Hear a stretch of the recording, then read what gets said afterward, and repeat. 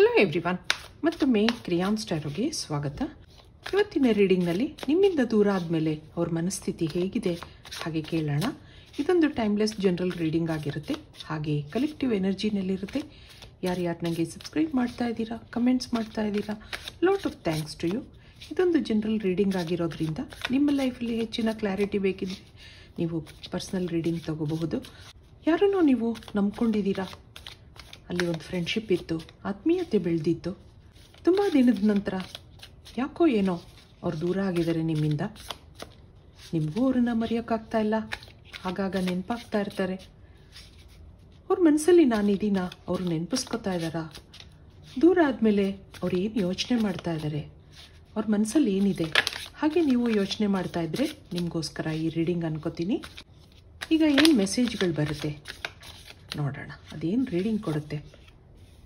ಇಲ್ಲಿ 10 of wands ಬರ್ತಾ ಇದೆ, ಹಾಗೆ ದಿ ಟವರ್ ಕಾರ್ಡ್ ಇದೆ, ಮತ್ತೊಂದು 8 ಆಫ್ ವ್ಯಾಂಡ್ಸ್, ಇನ್ನೊಂದು ಕ್ವೀನ್ ಆಫ್ ವ್ಯಾಂಡ್ಸ್ ಇದೆ, ಹಾಗೆ ನೈಟ್ ಆಫ್ ಪೆಂಟಕಲ್ಸ್ ಬರ್ತಾ ಇದೆ. ಬಾಟಮ್ನಲ್ಲಿ ಕ್ವೀನ್ ಆಫ್ ಸಾರ್ಡ್ಸ್ ಇದೆ. ನಿಮಗೋಸ್ಕರ ವೆಯ್ಟ್ ಮಾಡೋದಿದೆ.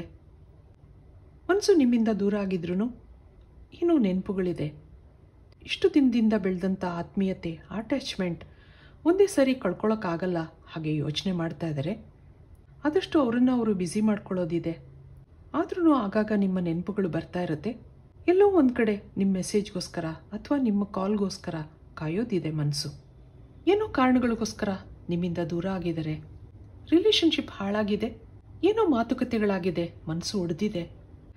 ಹಾಗೆ ಈ ವ್ಯಕ್ತಿಗೆ ಫೈನಾನ್ಷಿಯಲ್ ಇಶ್ಯೂಸ್ ಇದೆ ಅನ್ನೋದು ಬರ್ತಾ ಇದೆ. ಯಾವುದೋ ಜಾಬ್ ಸರಿಯಾಗಿ ಆಗ್ತಾ ಇಲ್ಲ, ಫೈನಾನ್ಷಿಯಲಿ ಡಿಸ್ಟರ್ಬ್ ಆಗಿದ್ದಾರೆ ಅನ್ನೋದಿದೆ. ಹಾಗಿರೋದ್ರಿಂದ ಈ ಕಡೆ ಹೆಚ್ಚು ಗಮನ ಕೊಡೋಕ್ಕಾಗ್ತಾ ಇಲ್ಲ. ಮನಸ್ಸು ಸರಿಯಾಗಿಲ್ದಿರುವಾಗ, ಸಮಸ್ಯೆಗಳಿರುವಾಗ ಅದನ್ನು ಸರಿ ಮಾಡ್ಕೊಳ್ಳೋದ್ರಲ್ಲಿದ್ದಾರೆ. ಇವೆಲ್ಲ ಕಾರಣಗಳಿಂದ ನಿಮ್ಮಿಬ್ರಿಗೂ ಇಲ್ಲಿ ಮಾತುಕತೆಗಳಾಗಿದೆ ಅನ್ನೋದಿದೆ. ಫ್ರೆಂಡ್ಶಿಪ್ ಮುಂದುವರ್ಸೋಕ್ಕಾಗ್ತಾ ಇಲ್ಲ, ನಿಮ್ಗೆ ಹೆಚ್ಚು ಟೈಮ್ ಕೊಡೋಕ್ಕಾಗ್ತಾ ಇಲ್ಲ. ಆದರೆ ಈ ವ್ಯಕ್ತಿ ಜೀವನದ ಬಗ್ಗೆ ಅಷ್ಟೊಂದು ಸೀರಿಯಸ್ ಆಗಿಲ್ಲ ಅನ್ನೋದಿದೆ. ಸಮಯದ ಜೊತೆ ಹೊಂದಾಣಿಕೆ ಮಾಡ್ಕೊಂಡಿದ್ದಾರೆ. ಟೈಮ್ ಹೇಗೆ ಬರುತ್ತೋ ಹಾಗೆ ಮುಂದುವರಿತಾ ಇದ್ದಾರೆ. ಆದರೆ ಜೀವನದ ಬಗ್ಗೆ ಅಂಥ ಆಶಾಭಾವನೆ ಇಲ್ಲ, ಸೆಟ್ಲ್ ಆಗಬೇಕು ಅನ್ನೋ ಮೂಡಿಲ್ಲ. ಆದ್ದರಿಂದ ಈ ವ್ಯಕ್ತಿ ಜೀವನದಲ್ಲಿ ತೊಂದರೆಗಳಿದೆ ಅಂತ ಅನ್ನಿಸ್ತಾ ಇದೆ. ನಿಮ್ಮ ಕಾಂಟ್ಯಾಕ್ಟ್ನ ಬ್ಲಾಕ್ ಮಾಡಿರೋದಿದೆ. ಯಾಕೆಂದರೆ ನಿಮ್ಮ ವಾಯ್ಸ್ ಕೇಳಿದಾಗ ಡಿಸ್ಟರ್ಬ್ ಆಗುತ್ತೆ, ಮತ್ತೆ ಮಾತಾಡಬೇಕು ಅನಿಸುತ್ತೆ. ಆದರೆ ಜೀವನದಲ್ಲಿ ತುಂಬ ಸಮಸ್ಯೆಗಳಿದೆ. ಹೀಗಿರೋದ್ರಿಂದ ನಿಮ್ಮ ಜೊತೆ ಮಾತಾಡಬೇಕು ಅಂತ ಅನ್ನಿಸ್ತಾ ಇಲ್ಲ. ಇದಕ್ಕೆ ನಿಮ್ಮ ಎನರ್ಜಿ ನೋಡೋಣ. ನೀವೇನು ಯೋಚನೆ ಮಾಡ್ತಾ ಇದ್ದೀರಾ ಅವ್ರ ಬಗ್ಗೆ? ನಿಮ್ಮಿಬ್ಬರ ಮಧ್ಯೆ ಏನು ನಡೆದಿದೆ ಹಾಗೆ ನೋಡಿದಾಗ ಇಲ್ಲೊಂದು 6 ಆಫ್ ಕಪ್ಸ್, ಒಂದು ಜಸ್ಟಿಸ್ ಬರ್ತಾ ಇದೆ, 9 ಆಫ್ ಪೆಂಟಕಲ್ಸ್ ಇದೆ, 8 ಆಫ್ ಕಪ್ಸ್ ಇದೆ, ಹಾಗೆ ನೈಟ್ ಆಫ್ ವ್ಯಾಂಡ್ಸ್ ಇದೆ. ಇಲ್ಲಿ ಏಸ್ ಆಫ್ ಕಪ್ಸ್ ಇದೆ. ಈ ವ್ಯಕ್ತಿನ ಅಗತ್ಯಕ್ಕಿಂತ ಹೆಚ್ಚಾಗಿ ನಂಬ್ಕೊಂಡಿದ್ರಿ ಅನ್ನೋದಿದೆ. ತುಂಬ ಇಮೋಷ್ನಲ್ ಆಗಿದ್ರಿ. ಈ ವ್ಯಕ್ತಿಯಿಂದ ನಿಮಗೊಂದು ಸೆಕ್ಯೂರ್ ಫೀಲಿಂಗ್ಸ್ ಇತ್ತು.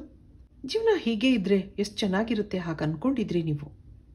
ಆದರೆ ಈ ವ್ಯಕ್ತಿ ನಿಮ್ಮಿಂದ ದೂರ ಆಗಿದ್ದಾರೆ, ನಿಮ್ಮನ್ನು ಬ್ಲಾಕ್ ಮಾಡಿದ್ದಾರೆ. ಆದರೆ ಬೇಜಾರಿದೆ ನಿಮಗೆ. ನೀವೊಂದು ಇಂಡಿಪೆಂಡೆಂಟ್ ಪರ್ಸನ್ ಅನ್ನಿಸ್ತಾ ಇದೆ. ಫೈನಾನ್ಷಿಯಲ್ ಆಗಿ ಸ್ಟ್ರಾಂಗ್ ಆಗಿದ್ದೀರಾ, ಏನೋ ಜಾಬಲ್ಲಿ ಇದ್ದೀರಾ ಅಂತ ಅನ್ನಿಸ್ತಾ ಇದೆ. ಹಿಂದೆ ನಿಮ್ಮ ಲೈಫು ಅಷ್ಟೊಂದು ಚೆನ್ನಾಗಿರಲಿಲ್ಲ, ಏನೋ ಒಂಟಿತನ ಇತ್ತು. ಈ ವ್ಯಕ್ತಿ ಬಂದಾಗಿಂದ ಏನೋ ಸೆಕ್ಯೂರ್ ಫೀಲ್ ಆಗ್ತಾ ಇತ್ತು. ಆಗಾಗ ಅವ್ರಿಗೆ ನೀವು ಹಣ ಸಹಾಯನೂ ಕೂಡ ಮಾಡಿದ್ದೀರಾ ಅನ್ನೋದಿದೆ. ಈ ವ್ಯಕ್ತಿ ಮೇಲೆ ಆಲ್ ಆಫ್ ಎ ಸಡನ್ ನೀವು ಅಟ್ಯಾಚ್ಮೆಂಟ್ ಬೆಳೆಸ್ಕೊಂಡಿಲ್ಲ. ತುಂಬ ದಿನದ ನಂತರ ಅಗತ್ಯಕ್ಕಿಂತ ಹೆಚ್ಚಾಗಿ ಅವರನ್ನು ನಂಬ್ಕೊಂಡಿದ್ದೀರಾ. ಈಗ ನಿಮ್ಮಿಂದ ದೂರ ಆದಮೇಲೆ ಆ ವ್ಯಕ್ತಿ ಸೆಲ್ಫಿಶ್ ಅಂತ ಅನ್ನಿಸ್ತಾ ಇದೆ. ಇಷ್ಟೊಂದೆಲ್ಲ ಹೆಲ್ಪ್ ಮಾಡಿದ ಮೇಲೆ ನಿಮ್ಮಿಂದ ದೂರ ಆಗಿರೋದು ನಿಮಗೆ ಹರ್ಟ್ ಆಗ್ತಾ ಇದೆ. ಮನಸ್ಸಲ್ಲಿ ಎಲ್ಲೋ ಒಂದು ಕಡೆ ಆ ವ್ಯಕ್ತಿ ತುಂಬ ಒಳ್ಳೆಯವರು, ಮತ್ತೆ ಬರ್ತಾರೆ ಹಾಗೆ ನಿಮ್ಗೆ ಅನಿಸಿದ್ರು, ಇನ್ನೊಂದು ಕಡೆ ಅವ್ರು ಯಾಕೆ ಹೀಗೆ ಮಾಡಿದ್ರು ಆ ಭಾವನೆಯೂ ಕಾಡುತ್ತೆ. ಇಲ್ಲಿ ಯೂನಿವರ್ಸಿಂದ ಏನು ಬರುತ್ತೆ ಒಂದು ಸರಿ ಕೇಳೋಣ. ಯೂನಿವರ್ಸಿಂದ ಏನು ಮೆಸೇಜ್ಗಳಿದೆ? ಇಲ್ಲಿ ಸಪ್ರೆಷನ್ ಬರ್ತಾ ಇದೆ, ಮತ್ತೊಂದು ರೀಬರ್ತ್, ಇಲ್ಲೊಂದು ಲೆಟಿಂಗ್ ಗೋ ಅನ್ನೋದು ಬರ್ತದೆ, ಮತ್ತೊಂದು ದಿ ರೆಬೆಲ್, ಹಾಗೆ ವಿ ಆರ್ ದಿ ವರ್ಲ್ಡ್ ಅನ್ನೋದು ಬರ್ತದೆ. ಬಾಟಮ್ನಲ್ಲಿ ಸ್ಟ್ರೆಸ್. ಈ ಕನೆಕ್ಷನಲ್ಲಿ ಸ್ಟ್ರೆಸ್ ಇದೆ. ನಿಮ್ಮ ಜೊತೆ ಫ್ರೆಂಡ್ಶಿಪ್ ಬೆಳೆದಿತ್ತು, ಅಟ್ಯಾಚ್ಮೆಂಟ್ ಬೆಳೆದಿತ್ತು ಸರಿ, ಆದರೆ ಮುಂದುವರ್ಸೋಕ್ಕಾಗ್ತಾ ಇಲ್ಲ. ನಿಮ್ಮನ್ನು ದೂರ ಮಾಡ್ಕೊಂಡಿರೋ ಸ್ಟ್ರೆಸ್ ಇದೆ.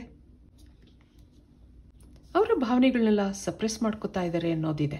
ಮತ್ತೆ ನಿಮ್ಮನ್ನು ಮಾತಾಡಿಸ್ಬೇಕು ಅನ್ನೋದಿದೆ, ಆದರೆ ಯಾಕೋ ಮನಸ್ಸು ಬೇಡ ಅಂತ ಹೇಳ್ತಾ ಇದೆ. ಏನೋ ನಿಮ್ಮಿಬ್ಬರ ಮಧ್ಯೆ ನಡೆದಂಥ ಮಾತುಕತೆಗಳು ಅವ್ರ ಮನಸ್ಸಿಗೆ ಹೋಗಿದೆ. ಇಷ್ಟು ದಿನ ಜೀವನನ ಈಸಿಯಾಗಿ ತಗೊಂಡಿದ್ರು, ಈಗೇನೋ ಸೀರಿಯಸ್ನೆಸ್ ಬಂದಿದೆ. ಫೈನಾನ್ಷಿಯಲ್ ಇಶ್ಯೂಸ್ ಸಾಕಷ್ಟಿದೆ. ನೀವು ಇಮೋಷ್ನಲ್ ಆಗಿ ಕನೆಕ್ಟ್ ಆಗಿದ್ರು ಅವರು ಅವ್ರ ಪರಿಸ್ಥಿತಿಗಳ ಕಡೆ ಗಮನ ಕೊಡೋದಿದೆ. ಅವ್ರ ಪ್ರಿಯಾರಿಟೀಸ್ ಚೇಂಜ್ ಆಗಿರೋದ್ರಿಂದ ನಿಮ್ಮನ್ನು ಹೋಲ್ಡ್ ಮಾಡಿದ್ದಾರೆ ಅನ್ನೋದಿದೆ. ಮನಸ್ಸು ಮಾತಾಡಿಸ್ಬೇಕು ಮತ್ತೆ ನಿಮ್ಮನ್ನು ಭೇಟಿಯಾಗಬೇಕು ಅಂತ ಅನಿಸಿದ್ರೂ ಸಮಸ್ಯೆಗಳು ಅವರನ್ನು ತಡೆ ಹಿಡಿದಿದೆ ಅನ್ನೋದಿದೆ. ಆದ್ರೂ ಮನಸ್ಸಲ್ಲಿ ನೀವೇ ನನ್ನ ಪ್ರಪಂಚ ಅನ್ನೋದು ಇದೆ. ಇದಕ್ಕೆ ಇನ್ನೇನು ಫೀಲಿಂಗ್ಸ್ ಇದೆ ಕೇಳೋಣ. ನಿಮ್ಮಿಂದ ದೂರ ಆದಮೇಲೆ ಅವ್ರ ಮನಸ್ಸಲ್ಲಿ ಏನು ಯೋಚನೆ ಮಾಡ್ತಾ ಇದ್ದಾರೆ, ಅವ್ರ ಮನಸ್ಥಿತಿ ಹೇಗಿದೆ ಅಂದಾಗ ಇಲ್ಲಿ ಇನ್ಸೆಪರೇಬಲ್, ನೆಗ್ಲೆಕ್ಟೆಡ್, ವ್ಯಾಲ್ಯೂಸ್ ಅನ್ನೋದು ಬರ್ತಾ ಇದೆ. ಇಲ್ಲಿ ರೆಸಿಪ್ರೊಸಿಟಿ, ಇಲ್ಲಿ ಸೀಕ್ರೆಟ್ಸ್ ಬರ್ತಾ ಇದೆ.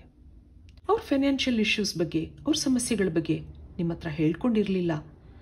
ಯಾವಾಗಲೂ ನಾನು ಚೆನ್ನಾಗಿದ್ದೀನಿ ಅಂತ ಹೇಳ್ಕೊತಾ ಇದ್ರು. ಅದರಿಂದ ನೀವು ನಂಬ್ಕೊಂಡಿದ್ದೀರಾ ಆ ವ್ಯಕ್ತಿನ, ಆದಷ್ಟು ಸಹಾಯ ಮಾಡಿದ್ದೀರಾ. ನಾನು ಹಾಗೆ ಮಾಡಬಾರ್ದಿತ್ತು ಅನ್ನೋ ಮನಸ್ಸಿದೆ ಅವ್ರಿಗೆ. ನಿಮ್ಮಿಂದ ಡಿಸ್ಟೆನ್ಸ್ ಮೇಂಟೈನ್ ಮಾಡ್ತಿದ್ದಾರೆ ಸರಿ, ಆದರೆ ನಿಮ್ಮ ನೆನಪುಗಳು ಆಗಾಗ ಬರ್ತಾ ಇದೆ ಅವ್ರಿಗೆ. ನಿಮ್ಮ ಜೊತೆ ಜೋಕ್ಸ್ ಮಾಡ್ತಾಯಿದ್ರು, ಖುಷಿಯಾಗಿದ್ರು, ಜೀವನದ ಬಗ್ಗೆ ಅಂಥ ಸೀರಿಯಸ್ನೆಸ್ ಇರಲಿಲ್ಲ. ಅದನ್ನೆಲ್ಲ ನಾನು ಮಿಸ್ ಮಾಡ್ಕೋತಾ ಇದ್ದೀನಿ ಅಂತ ಹೇಳ್ತಾ ಇದ್ದಾರೆ. ನಿಮಗೆ ಕ್ಲಾರಿಟಿ ಕೊಡೋಕ್ಕಾಗಿರಲಿಲ್ಲ. I fail to give you what you need ಅಂತ ಹೇಳ್ತಾ ಇದ್ದಾರೆ. ನೀವು ಅವರಿಂದ ಕಮಿಟ್ಮೆಂಟ್ ನಿರೀಕ್ಷೆ ಮಾಡ್ತಾ ಇದ್ರಿ, ಕ್ಲಾರಿಟಿ ನಿರೀಕ್ಷೆ ಮಾಡ್ತಾ ಇದ್ರಿ. ಅದ್ರ ಬಗ್ಗೆ ಅವ್ರಿಗೇನೂ ಹೇಳೋಕ್ಕಾಗ್ತಾ ಇರಲಿಲ್ಲ. We have too many differences ಅಂತ ಹೇಳ್ತಾ ಇದ್ದಾರೆ. ಫೈನಾನ್ಷಿಯಲ್ ಇಶ್ಯೂಸ್ ಕಾಣ್ತಾ ಇದೆ. ನನಗೆ ನನ್ನದೇ ಆದ ಸಮಸ್ಯೆಗಳಿದೆ, ಜಾಬ್ ಇಶ್ಯೂಸ್ ಇದೆ. I want to have equal give and take ಅಂತ ಹೇಳ್ತಾ ಇದ್ದಾರೆ. ನಿನ್ನಿಂದ ಸಹಾಯ ಪಡೆಯೋಕೆ ಇಷ್ಟ ಇಲ್ಲ, ನನ್ನ ಸಮಸ್ಯೆಗಳನ್ನ ಸರಿ ಮಾಡ್ಕೋಬೇಕು ಹಾಗೆ ಯೋಚನೆ ಮಾಡ್ತಾ ಇದ್ದಾರೆ.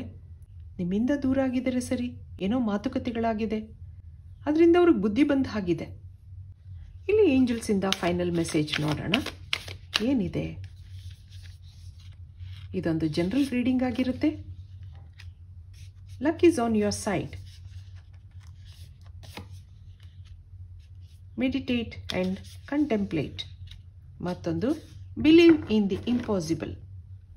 Your hard work is paying of.